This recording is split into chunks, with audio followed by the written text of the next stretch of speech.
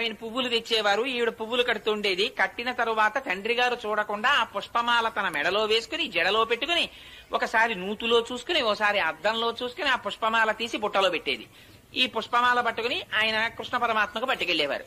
అర్చకులు ఆ పుష్పమాల అలంకారం చేద్దామని తీస్తే అందులో మామూలుగా పువ్వు కొండవలసినటువంటి వాసన కన్నా కూడా దివ్యమైన పరిమళం కనపడేది. ఇటు మల్లె పువ్వులా కాకుండా ఇంత పరిమళాలు వస్తున్నాయి ఏమిటి పువ్వులని, బహుశా ఇదంతా భట్టనాథుల యొక్క తపఫలితం అయి ఉంటుంది, ఆయనకున్న కైంకర్యనిష్ట అయి ఉంటుంది అనుకున్నారు. ఏమిటి ఇంత వాసన అర్చకులు మార్చి మార్చి ఆ పూలదండని చూస్తుంటే అందులో దీర్ఘకేశం కనపడింది, అంటే పొడుగాటి వెంట్రుక. ఆ పొడుగాటి వెంట్రుక చూసి ఇది స్త్రీలదే అని గుర్తించారు.